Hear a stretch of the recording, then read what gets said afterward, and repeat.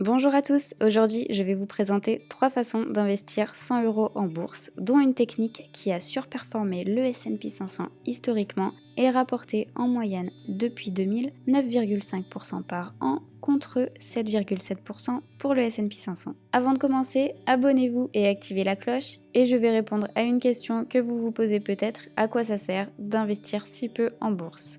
Premièrement, 100 € placés à 8% sur 7 ans, ça vous donne 171 €. Vous doublez presque votre capital sans rien faire du tout, juste en ayant mis vos 100 €. 8%, c'est moins que la performance historique du S&P 500 depuis sa création. Et si vous rajoutez un peu d'épargne tous les mois, c'est-à-dire si vous placez en plus 100 € chaque mois, toujours pendant 7 ans, vous atteignez 11 166 € pour au total 8 500 € placés. Donc c'est toujours à prendre. Évidemment, tout investissement en bourse comporte des risques. Ce n'est pas un conseil financier. Adaptez vos investissements à votre stratégie, faites vos propres recherches, etc., etc. Deuxième raison d'investir dès maintenant, même des petites sommes, c'est que ça vous permet de prendre l'habitude d'investir. Et si vous avez tendance à procrastiner comme moi, le meilleur moyen de forcer votre cerveau à agir, c'est de créer des habitudes qui deviennent des automatismes. Chaque mois, vous pouvez consacrer une petite somme à vos investissements et aujourd'hui, plusieurs plateformes permettent d'investir dès 1 €, donc plus d'excuses. Enfin, troisième raison d'investir dès maintenant des petites sommes, c'est que vous apprenez, en investissant réellement, à connaître votre propre psychologie. Et c'est important parce que quand vous aurez plus à placer, vous aurez déjà de l'expérience et vous aurez déjà peut-être fait certaines erreurs que vous ne reproduirez plus. On commence tout de suite avec la première façon d'investir 100 €. C'est la plus simple de notre liste. Elle consiste tout simplement à acheter des ETF et plus particulièrement une stratégie très simple, c'est de placer vos 100 € à 80% sur un ETF monde et à 20% sur un ETF pays émergents. Il y a beaucoup d'offres sur le marché, beaucoup d'offres d'ETF, notamment les ETF de Amundi et de Lyxor. Pour les besoins de cette vidéo, je vais vous parler d'ETF qui ont été créés par Lyxor et qui sont gérés par Lyxor, mais ne le prenez pas comme un conseil d'acheter spécifiquement les ETF Lyxor. En fait, j'ai juste pris les ETF que je vais vous présenter parce que la valeur de leur part est faible, ce qui permet réellement d'investir un petit budget comme 100 €. Premier ETF, le Lyxor MSCI World. Le symbole est ici pour le retrouver facilement chez votre broker. Valeur par part un peu plus de 11 €. En cours sous gestion plutôt élevé, des frais de gestion plutôt faibles. C'est un indice qui est conçu pour représenter la performance des actions des sociétés de large et moyenne capitalisation de 23 marchés développés et les actions choisies recouvrent environ 85% de la capitalisation boursière de chaque pays. Donc avec un ETF comme celui-ci, vous couvrez la quasi-totalité des marchés boursiers des pays développés. Donc vous avez une très bonne diversification des risques. Je ne vais pas m'attarder sur les performances, d'autant plus que cet ETF a été créé en 2018. Pas d'inquiétude là-dessus, de toute façon, il suit un indice en particulier, donc il n'y a pas d'inquiétude à avoir sur le fait que l'ETF soit récent. On voit ici le top 10 des composants de l'indice. On a Apple, Microsoft, Amazon, Facebook, Alphabet, Tesla, JP Morgan, Johnson & Johnson et Visa. À noter, l'ETF est plutôt bien diversifié parce que même le plus gros composant qui est Apple ne représente que 4% des participations. En ETF monde, nous avons aussi le Lyxor PEA Monde qui, comme son nom l'indique, est éligible au PEA. Même univers d'investissement que l'ETF précédent. Son atout, c'est juste qu'il est éligible au PEA. Sa valeur par part est d'un peu plus de 20 €. L'encours sous gestion est faible. Attention par rapport à ça parce que du coup, il y a plus de risques que Lyxor décide à un moment donné de clôturer cet ETF s'il ne devient pas rentable pour la société de gestion. On passe aux ETF pays émergents et là on a le Lyxor MSCI Emerging Market. Celui-là est libellé en euros. Vous avez la valeur par part, l'encours sous gestion qui est élevé. Il représente 85% de la capitalisation boursière de la zone pays émergents, donc encore bonne diversification. On a ici ces 10 composants principaux. Taiwan Semiconductor, Tencent, Alibaba, Samsung, Meituan, Naspers, JD.com, Baidu, Reliance Industry, China Construction Bank. Vous voyez ici la répartition par secteur d'activité, la répartition par devise. Pareil, je ne vais pas trop m'attarder sur le sujet. Et enfin, le dernier ETF de cette liste, c'est exactement le même que précédemment, sauf qu'il est libellé en dollars. Et là, c'est à vous de voir si vous souhaitez vous exposer plutôt en dollars ou plutôt en euros. On passe tout de suite à la deuxième stratégie pour investir 100 euros. Et pour celle-ci, je me suis inspirée de Peter Lynch et en particulier de ce livre-là que je vous recommande, qui a totalement changé ma façon de voir l'investissement en bourse et ma façon d'investir. C'est une lecture qui est à mon sens indispensable.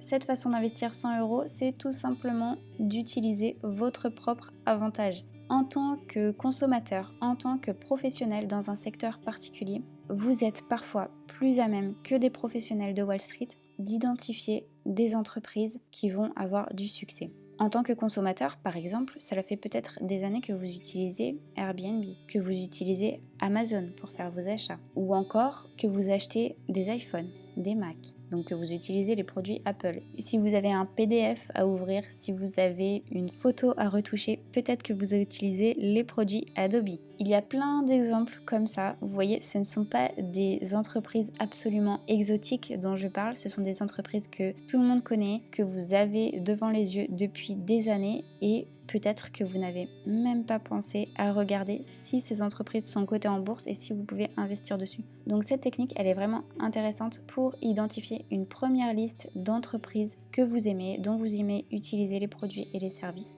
Évidemment, vous devez, une fois que vous avez identifié ces entreprises, faire de plus amples recherches pour voir si vraiment cela vaut le coup d'acheter leurs actions et d'acheter leurs actions au prix où il est actuellement. Je ferai d'ailleurs certainement une vidéo sur ce sujet. N'hésitez pas à me dire en commentaire si ça pourrait vous intéresser de savoir quels critères regarder pour sélectionner une action et pour savoir si cela vaut le coup d'investir dès maintenant ou pas dans une entreprise en particulier. Je donne un autre exemple concret par rapport à cette stratégie-là, c'est que par exemple, si vous êtes entrepreneur, si vous cherchez à gagner des revenus complémentaires, disons en vendant des t-shirts en print on demand, vous allez peut-être embaucher un graphiste sur Fiverr. Vous allez peut-être mettre vos créations sur la plateforme Redbubble. Et vous allez être mieux à même que n'importe quel analyste financier à Wall Street de vous rendre compte si ces plateformes sont efficaces et si leurs services vous apportent beaucoup plus que la concurrence.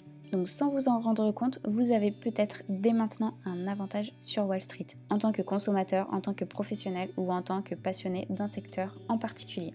On passe tout de suite à la dernière stratégie et cette stratégie, c'est un peu une façon d'investir de flemmard. C'est la technique des Dogs of the Dow. Je vais vous expliquer tout de suite en quoi ça consiste. D'abord, qu'est-ce que le Dow Jones? Le Dow Jones, c'est un indice boursier américain qui suit la performance de 30 entreprises américaines parmi les plus importantes en termes de capitalisation boursière. À l'origine, le Dow Jones suivait des entreprises dans le secteur de l'industrie, d'où son nom complet Industrial Average, mais aujourd'hui les secteurs d'activité sont beaucoup plus larges. La stratégie Dogs of the Dow consiste à investir dans les 10 entreprises du Dow Jones qui versent le plus de dividendes. On prend donc les 10 meilleurs rendement qui est calculé en divisant le montant du dividende par le cours de l'action. Historiquement, c'est une stratégie qui a surperformé le S&P 500 et le Dow Jones, puisque les Dogs of the Dow ont rapporté en moyenne depuis 2000 9,5% par an contre 8,4% pour le Dow Jones et 7,7% pour le S&P 500. On a les performances qui sont listées ici et on remarque que deux autres stratégies qui sont dérivées des Dogs of the Dow ont encore mieux performé avec 10,8% depuis 2000 et 12,5% depuis 2000. Ce sont les stratégies des Dogs of the Dow X et des Small Dogs of the Dow X. Je vais vous expliquer en quoi ça consiste, mais d'abord je vais vous donner la liste des Dogs of the Dow. Voici la liste des 10 Dogs of the Dow actuels. Vous avez IBM, Chevron, Verizon, Dow, Walgreens, Merck, 3M, Coca-Cola, Cisco et Amgen. Certaines de ces actions sont dans le portefeuille du célèbre investisseur Warren Buffett. Il y a Chevron, Verizon et Coca-Cola. Peut-être que j'en oublie d'autres. En tout cas, ces trois-là sont dans le portefeuille de Berkshire Hathaway, le fonds d'investissement de Warren Buffett. Vous l'avez vu tout à l'heure, deux stratégies qui sont dérivées des Dogs of the Dow ont encore mieux performé que les Dogs of the Dow. Il s'agit de la stratégie Dogs of the Dow X, qui consiste à ne prendre que les 7 actions qui ont le rendement le plus élevé. Donc vous enlevez Coca-Cola, Cisco et Amgen. Et encore une autre stratégie qui a encore mieux performé, c'est les Small Dogs of the Dow X, qui consiste à investir dans les 3 actions du Dow X qui ont le plus petit prix. Et là, ça donnerait ces 3 actions-là, Verizon, Dow et Walgreens. Attention, c'est une stratégie qui est évidemment attirante parce que c'est une stratégie passive, c'est une stratégie, je le disais, de feignant, c'est une stratégie qui est très simple, mais peut-être trop simple. On choisit dans un univers d'action très restreint, le Dow Jones, c'est uniquement 30 actions, et les performances passées ne présagent pas des performances futures. D'ailleurs, en 2020, les Dogs of the Dow ont eu une performance négative alors que le marché, le S&P 500, a eu une performance positive. On verra ce que ça donne en 2021. D'autres stratégies existent et quand j'ai fait des recherches pour cette vidéo, je suis tombée sur certaines, notamment celle-ci qui a rapporté en moyenne 17,9% par an, donc plus que les Dogs of the Dow. Celle-ci aussi, les Momentum Stocks. Je ferai certainement une vidéo sur ces stratégies qui surperforment historiquement le marché. J'ai repéré aussi ce livre qui parle de ça. Si vous connaissez certaines stratégies qui surperforment le marché et qui sont des stratégies de feignants, n'hésitez pas à me les partager en commentaire. N'hésitez pas aussi à me dire si vous en avez testé personnellement. C'est tout pour ces 3 façons d'investir 100 €. Surtout, n'oubliez pas de liker cette vidéo, de vous abonner et d'activer la cloche. On se retrouve très vite pour une prochaine vidéo. Ciao!